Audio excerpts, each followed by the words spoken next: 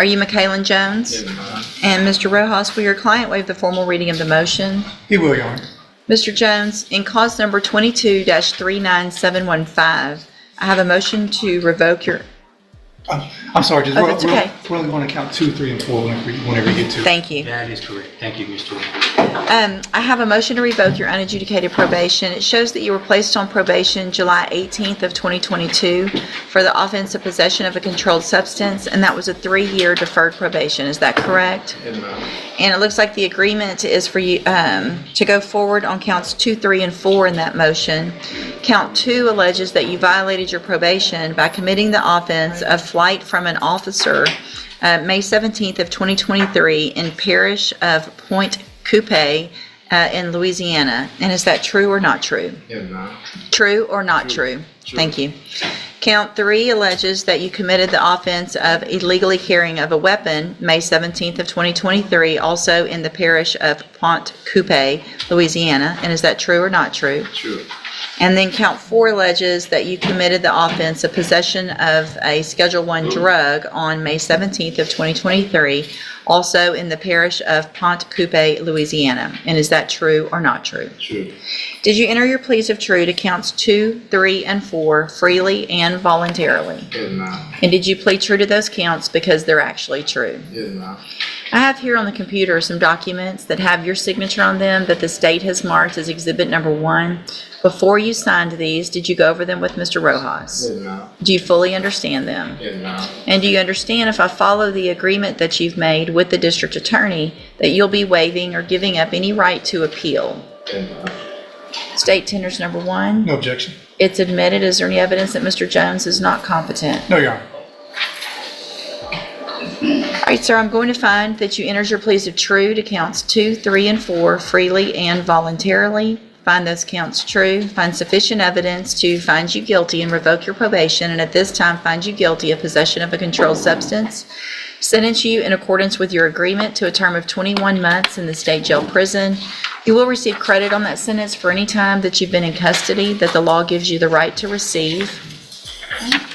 Judge, if I may, the motion was filed in June of 2023 based on offenses that happened in May of 2023.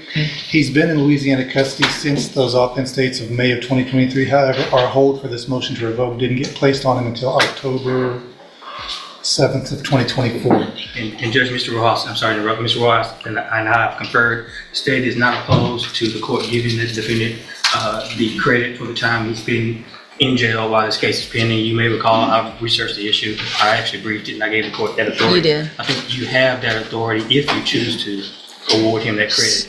Okay, so what I'm thinking I would do, I'm not going to go back to the offense date. I think the cleaner way to do it is to go to the date of the motion, Okay. which is just a month or so Right. or less. But I think that at least for our purposes, if somebody's looking at it, they'll see motion was filed on that date, warrant was issued, but there wasn't a hold place for some reason. Correct. And so I'm going to allow credit from June 7th of 2023. In whatever time that adds up to, I will we'll get that done. Okay? Thank you, Judge. All right, so Mr. Jones, I am handing you the trial court certification. Well, 2 things. One, showing that this was an agreement, and so you've waived your right to appeal. I've also handed you a written admonishment regarding your ineligibility to possess a firearm or ammunition. Because of the judgment entered against you, you're ineligible under Texas law to possess a firearm or ammunition. Possession of a firearm or ammunition could lead to charges against you. Firearm is a legal term, and you should read the written admonishment I provide you to see what devices qualify as a firearm. If you have questions about the laws that make you ineligible to possess a firearm or ammunition, or about how long that lasts, you can talk to Mr. Rojas. All right, good luck to you, sir, and thank you, probation, for being here as well.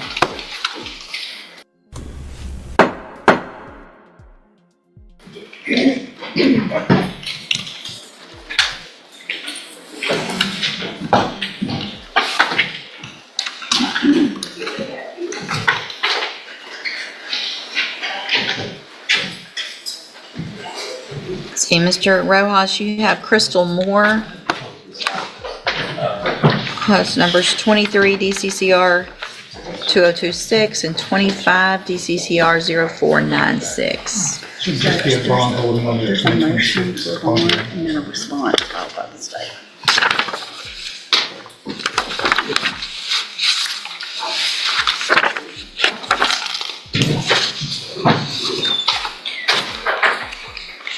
This is kind of long. I needed to see this before. Let's see. Yeah, it looks like it. No, that's okay. I see it was just fine. It's mine. Good morning, you're Crystal Moore. All right, y'all give me just a second to, go through a couple things here.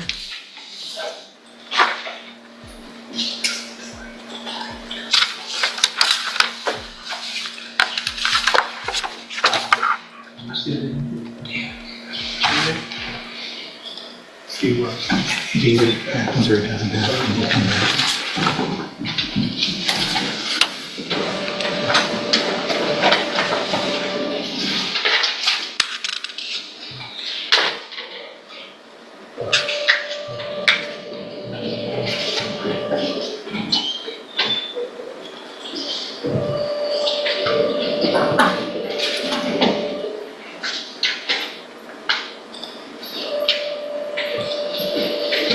All right, so are you asking for, I know so there's a motion to revoke probation in 23 DCCR 2026, and there's no bond set in that one, correct? Correct.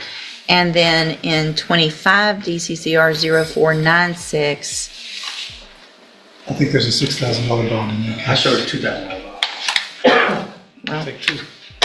That's what I showed. can y'all help me figure out that real quick with the actual bond? And no, you're not asking for that one to be reduced. No, Judge. So really, we're just talking about the other one The anyway. motion to revoke. Okay, so on probation for DWI with a child passenger, and the new offense is a theft, correct? State jail felony?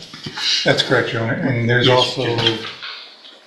a case that was, she was arrested for possession of controlled substance that has not been filed yet. Okay, probably waiting on labs on that? Yes, ma'am. Okay, and that same date as the theft, or is that something different? Do you know? I don't have anything. Okay, October of 24 is what my notes indicate on it. And this was December of 24. Well, I'm a little confused. I've got an October theft and I also have a November theft according to my summary of her criminal history. Both of them I list as, Our indictment shows an offense date of December 26, 24. I'm not sure, Judge. okay, that's okay. So I want to make sure, and Mr. Coleman has filed a response, and part of that response includes the information that Ms. Moore was previously convicted of the offense of robbery, initially placed on a deferred probation that was revoked in 2017 on that case. Also a conviction for aggravated assault out of Tarrant County from 2016. And then we've got the probation that was granted here on the driving while intoxicated with a child passenger. Let me get this pulled up again real quick. And while on this probation has been arrested for two new offenses, the theft and the possession of a controlled substance. Is that? That's correct, Judge. And since you got my motion, or my reply, you've already read it. I'll just be brief. I just want to add that according to my recitation of her criminal history, it looks like she's got a total of 5 pending cases that include an unauthorized entry of an inhabited dwelling out of Louisiana. That's, yeah, that, I see that as well. And there, do you know if there's warrants issued for those? I know it's hard to get information. Do you know anything about those? I don't know, Judge. This is the first I'm hearing about that when I saw that in the motion. I don't know if there's any holds on her from Louisiana or not. All right. Mr. Rojas, do you wish to call any witnesses? Briefly, Judge, I'll call Ms. Moore. Ms. Moore, best you can, raise your right hand. Do you swear affirm the testimony you're going to give in this hearing will be the truth, the whole truth, and nothing but the truth? Yeah. Thank you. Go ahead, Mr. Rojas. Ms. Moore, where are you from? And have you lived in Port Arthur all your life? Yes, sir. All right. Who do you live with when you're not in jail? My family. Speak up for us. My family, my mom. Okay, and who all lives in the home with your mom?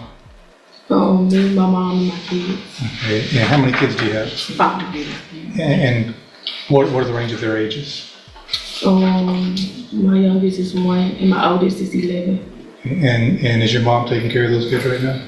Yes. Okay, and my understanding is that your mom is also ill right now? Yes. What is the nature of her illness? She has a brain tumor and has to undergo treatment and surgery. And is there a surgery scheduled for that already? Well, she actually postponed it due to she has no support with my kids right now. Is she the only adult in the home with your kids? Yes. Alright. And that's one of the reasons you want to get out, to make a bond in this case, so that you can go out and take care of your kids, make arrangements for them, because your mom's going to have some surgery and she won't be able to do it anymore. Yes.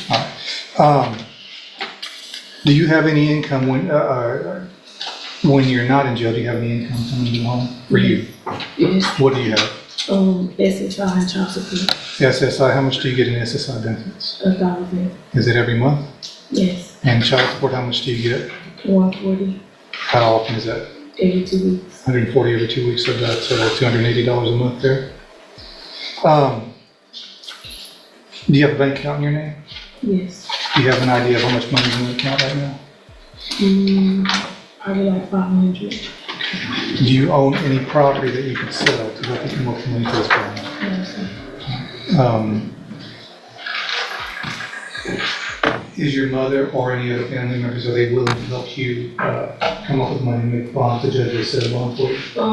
My mom, so she can proceed with her procedure. Your mom's willing to help you out? Mhm. And that's what you're asking the court to do this morning, set a bond on motion to revoke on DWR, right? And the main reason for that is so that you can get out and help your mom take care of her kids and get her past the surgery. Yeah, like I understand that in the future I might have to serve time for my actions, but that's like my goal was to get out so she could undergo treatment and I could fully prepare her and my kids so when I do have to serve time. Okay, pass the witness. I have no questions for this defendant, Judge. I'll stand on the motion. I don't have anything to add to the motion. If the court's inclined to grant this defendant time, I just simply ask you to consider the factors listed in that motion, Judge. Well, I'm looking back, just for everyone, for the record, at the pre-sentence report that was prepared in cause number 23, 2026, and I reviewed that. I've also reviewed, there's a handful of jail incident reports that everyone was given a copy of as well. Based on the nature of Ms. Moore's prior convictions, which range from, give me just a second to go back out through this.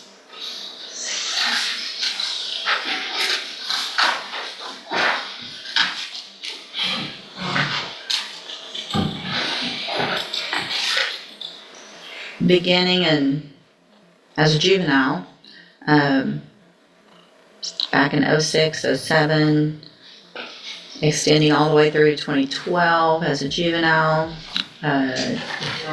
assaults, thefts, violation of court orders, and then we get into adult, and we've got more thefts, county jail, theft of property, then we get into felony, got a robbery, given a probation, that was revoked, got a theft from a person, and then we've got an aggravated assault with a deadly weapon, that one from Tarrant County.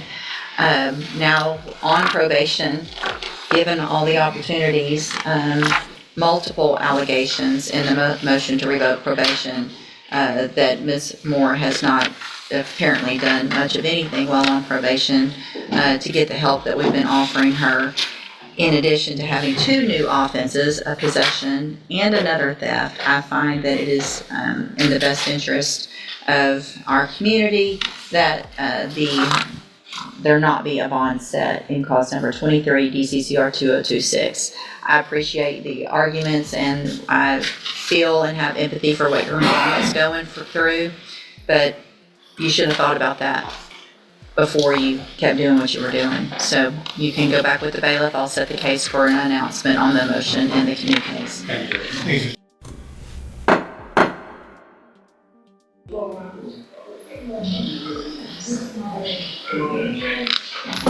Good morning, sir. You Brontez Williams? And Ms. Holmes, will your client waive the formal reading of the indictment? He will, Your Honor. Mr. Williams, in cause number 22-40090, you're charged with a third-degree felony offense of fraudulent use of identifying information from January 20th of 2022. And how do you plead to that charge? Speak up, please.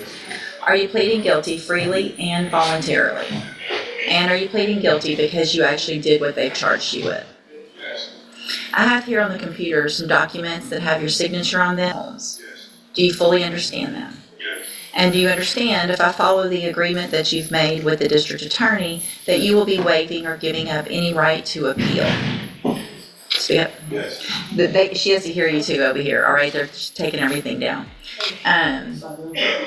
Also, do you understand, if you're not a U.S. citizen, that a plea of guilty or no contest may result in your deportation, exclusion from admission to the country, or denial of naturalization under federal law? Yes. State tenders number one. No objection. It's admitted. Is there any evidence that Mr. Williams is not competent? No, Your Honor. All right, sir, I'm going to find that you entered your plea of guilty freely and voluntarily. Find that you're mentally competent and you understand the nature and the consequences of your plea. Find sufficient evidence to find you guilty, and at this time find you guilty of fraudulent use of identifying information. Sentence you in accordance with your agreement to a term of 5 years in the institutional division of the Texas Department of Corrections. You will receive credit on that sentence for any time that you've been in custody that the law gives you the right to receive. I'm handing you the trial court certification that shows this was an agreement that I followed, and so you have waived your right to appeal. I have also handed you a written admonishment regarding your ineligibility to possess a firearm or ammunition. Because of the judgment entered against you, you're ineligible under Texas law to possess a firearm or ammunition. Possession of a firearm or ammunition could lead to charges against you. Firearm is a legal term, and you should read the written admonishment I provide you to see what devices qualify as a firearm. If you have questions about the laws that make you ineligible to possess a firearm or ammunition, or about how long that lasts, you can talk to Ms. Holmes, all right? Good luck to you, sir. You can go back with the bailiff. Was that one, the one that just left? Okay. Good morning. Are you Terry Rose? Yes, ma'am. And Mr. Rose, in cause number 24-1369, is charged with the offense of murder.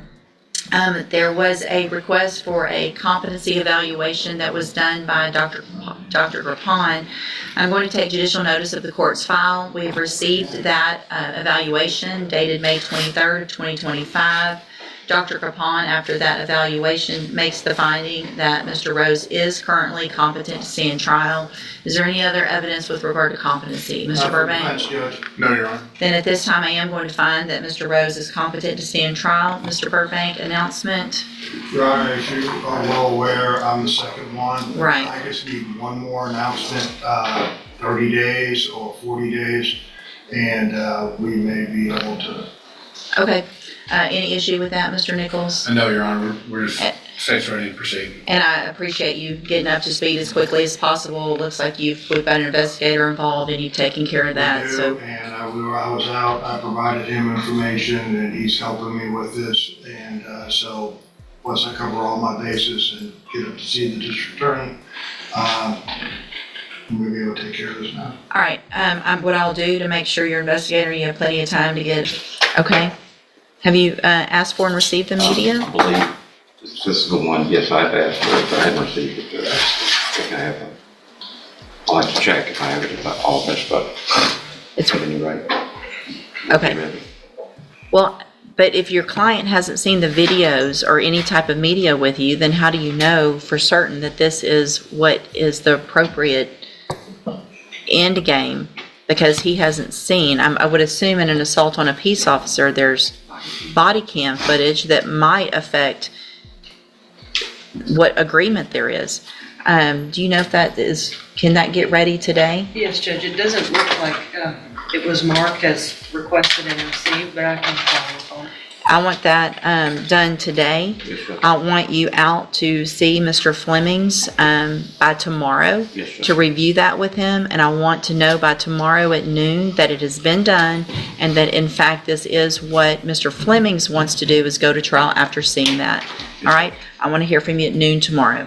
Okay, you can go back with the bailiff. We're here in cause number 19-32623, and we have had some discussions in the back that I think we need to put on the record with regard to the case and where we are. We have, first of all, sir, you're Dalvius Williams. And Mr. Williams is here with Mr. Rojas. Mr. Smith is here on behalf of the state.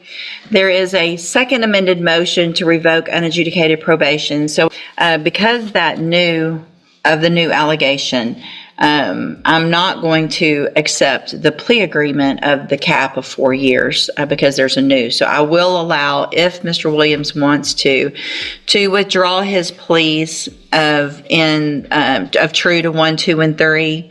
I can go through those again and get pleas today on those, and then we can go forward with what we have today. And then if I feel like there needs to, it's my understanding, Mr. Smith, for today, you have witnesses with regard to proving up count 4 only. Is that correct? That's correct. So what we can do today, depending on what those pleas are, either way, we'll go forward with what we have because there's witnesses here. And then if I feel like I need to postpone the hearing to another date for the state to prove up more, then we can do that then. So, Mr. Williams, the best you can, I need you to raise your right hand, sir. Do you swear or affirm the testimony you're going to give in this hearing will be the truth, the whole truth, and nothing but the truth, so help you God? Yes, ma'am. Thank you. You can put your hand down. And so, Mr. Rojas, what is y'all's position? Judge, I think after discussions with Mr. Williams, I think he would like to withdraw his plea of true to count number 3. Okay. So just to go back, count 1, Mr. Williams alleges that you violated your probation by failing to report to the probation department October 25th and December 15th of 2022. You had previously pled true that that was true. And do you want to continue to plead true to that count? Yes, ma'am. Okay.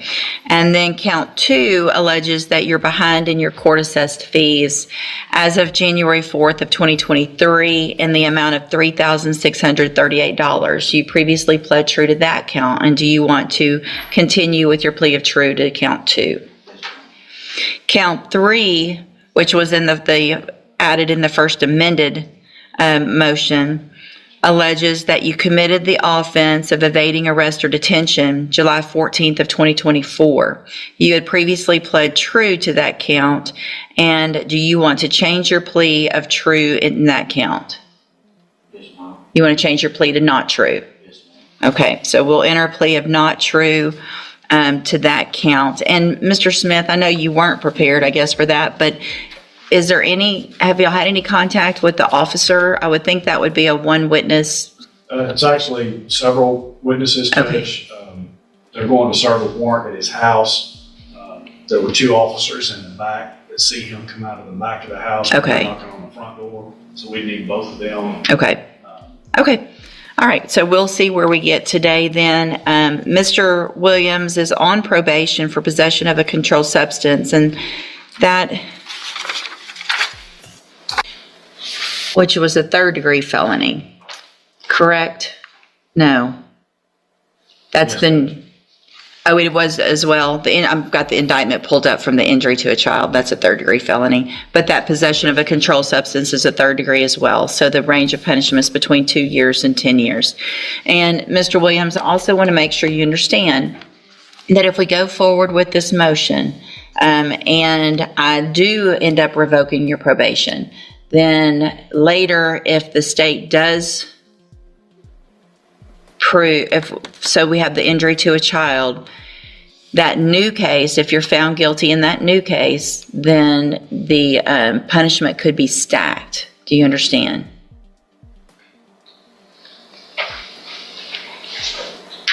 Do you understand that? Yes, ma'am. Okay. Mr. Rojas, you've gone over all of that with him, correct? And it's also my understanding that y'all had, even in the back, Mr. Williams' mom in the back to go through everything, what his options were and all of that this morning. Is that correct as well? Correct, Your Honor. Okay. What if any offers? I want to make sure Mr. Williams on the record rejects anything that's been offered. We had offered 4 years in this case, Judge, and he is rejecting that offer. Did that include an offer in the injury to a child? Actually, I offered 4 years in both cases to run concurrently. Okay. If he went today. Okay. He said no. And I told him that if he didn't do that, Let's say you go forward today, we have this hearing. If I revoke your probation and give you any time in prison, then the next step would be to set that injury to a child for a trial. And then if you're found guilty in that case by a jury, then what the state is saying is that they would ask me then to stack that, whatever sentence you might get, if you get a sentence, on top of what happens today in the motion to revoke probation. Do you understand? Yes, ma'am. Okay. And so your options are today, if you wanted to go forward with a plea in both of your cases, plea of true in that motion to revoke for a 4-year sentence, plea of guilty in the new injury to a child case for a 4-year sentence, with the agreement that those sentences would run at the same time. You don't have to do that. We've got witnesses here. We'll go forward with the hearing. Just want to make sure you understand what your options are today that you won't have after today, and what your consequences could be if you go to trial and if we go forward. And nobody's trying to talk you into anything. I just want to make sure you understand it all. Does that make sense? Okay, so you understand everything that's been offered and what what you could do today and kind of where we're about to go, right? Yes, ma'am. And so what do you want to do? Plead true to first, but not to the injury to the child. Okay, then we'll go forward with this hearing. So I want to make sure also for the record, what all I've reviewed. The original PSI, obviously from being placed on probation, is included with the updated pre-sentence report. Everyone should have that as well.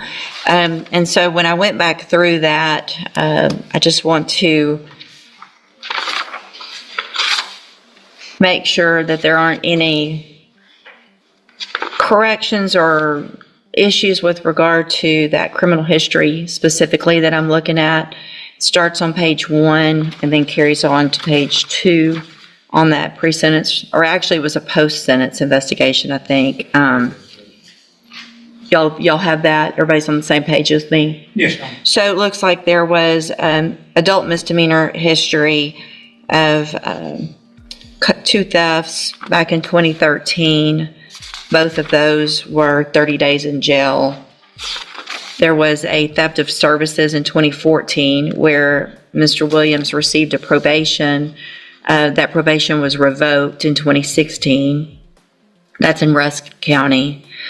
Possession of marijuana in 2014, Nacogdoches, 3 months in jail. A resisting arrest or search, March of 2015, where there was a probation given that was revoked in 2018. There was then a 2015 failure to appear bail jumping case in Nacogdoches. 2016, burglary of a vehicle, 30 days jail, and then 2019, a resisting arrest again and an evading arrest also in 2019, both with 180 days in jail. Then the felony criminal history I show is a criminally negligent homicide from 2017, where a probation was given in 2018. That probation was revoked in 2020. Looks like that probation was revoked based on, and looking back on all of this, I'm not real sure other than what we were all thinking, but it looks like on January 10th of 2020, the probation was revoked on the criminally negligent homicide. There was a new offense of injury to a child that he appears to have pled guilty on and received a 12-month state jail sentence. There was another offense, new offense, from January of 2019, an attempt to take an officer's weapon, also same disposition date of January 10th of 2020 for the 12 months in the state jail. And then there was this possession case that we're here from that same date. So it looks like he took some time on a couple of things and then got probation on the possession. Does that, everybody on the same page as that? Yes, Your Honor. I did look back. I think because I have this information, I don't think it's necessarily improper for me to look at some of the information based on those cases. As I do have a question specifically with regard to the injury to a child from 2020 that he pled guilty on. What is the relationship with, that was the victim in that offense? It's a stepson, Your Honor. So Ms. Broussard has other children Yes. that are not from Mr. Williams. At least one, Your Honor, yes. So when we went back through, Mr. Williams entered pleas of true to counts 1 and 2. So I am going to find, based on those pleas, counts 1 and 2 true. Count 3 entered a plea of not true, as well as on count 4. I am going to find, based on the evidence presented today with regard to count 4, that there is sufficient evidence to find count 4 true. And at this time, I am going to find count 4 true. I understand everyone's position. I think with regard to, there'd be different evidence, I would think, and probably more potentially at a trial. I'm not required to look at all that. And obviously the level of the burden is different. So count 4 is true. Mr. Rojas, you may proceed with argument. Judge, when we did the initial plea, we got the updated PSI report. And they were recommending that if probation were to be granted of ISF. Obviously, that can't happen with a new charge pending. He does have this new injury to a child that after speaking with the family, I don't think he's going to be able to bond out even if you were to keep him on probation.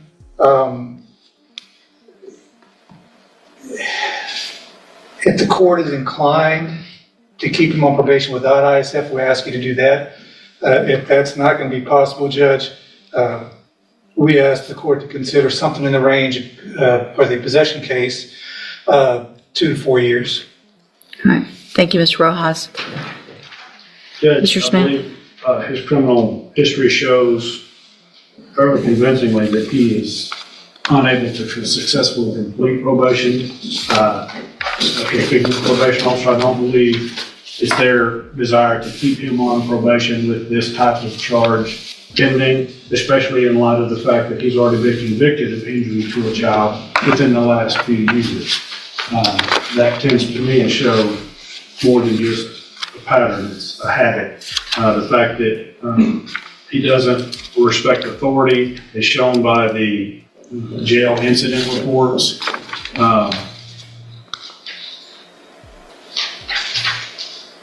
I feel like he needs to be revoked in this particular case, and we're asking for no less than 5 years, somewhere between 5 and 10 years as punishment in this particular possession. Thank you. And also, just for the record, everybody has those jail incident reports. Those were provided. I've reviewed those as well. Mr. Barksdale's here. Mr. Barksdale, do you, the probation officer, do you have anything to add at this point with regard to your position? No, ma'am, I concur with the district attorney. Okay. Thank you, sir. Mr. Rojas, I would give you an opportunity if you want to. We can ask Mr. Barksdale to come if you have any questions of him. No, Judge. Okay. And Mr. Williams, you're 30 years old? You just turned 31. So I appreciate that you have support here and people here to support you, but your behavior to me tells me that you shouldn't be around any children, much less your own. Whatever is happening with you when you're getting angry at these children with what you're doing, because it's the same. This appears to be the exact same type of incident that you pled guilty for a few years ago when I put you on the probation for the possession. And this,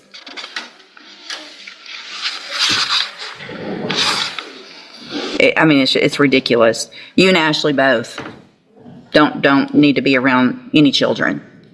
Don't need to be having more children. You can't take care of your own children, and you're disciplining them by doing this. And I don't think there's any reason for anybody to believe that no one said these are scratches, that's not what the doctor said. If there are, they're adjacent to these other marks on the back of this 2-year-old. Going to find, again, that you entered your plea of true to counts 1 and 2 freely and voluntarily. Find those counts true. Find count 4 true. Find sufficient evidence at this time to find you guilty of possession of a controlled substance. I'm going to sentence you to a term of 8 years in the institutional division of the Texas Department of Corrections. You will receive credit on that sentence for any time that you've been in custody that the law gives you the right to receive. I'm going to hand you the trial court certification. I'm making a notation on this because originally it was a plea agreement that when it was signed, I'm making a modification. Let me change it. This was not a plea agreement, so you do have some rights to appeal. I'm also going to hand you a written admonishment regarding, hold on a second, regarding your ineligibility to possess a firearm or ammunition. Because of the judgment entered against you, you're ineligible under Texas law to possess a firearm or ammunition. Possession of a firearm or ammunition could lead to charges against you. Firearm is a legal term, and you should read the written admonishment I provide you to see what devices qualify as a firearm. What started as a routine probation hearing quickly turned into a brutal reality check. Across every case, one message echoed through the courtroom. Second chances only matter if they're backed by action. We watch defendants promise to change, admit to drug use, explain their mistakes, and ask for mercy. But the judges looked beyond the words and focused on something far more important: their choices.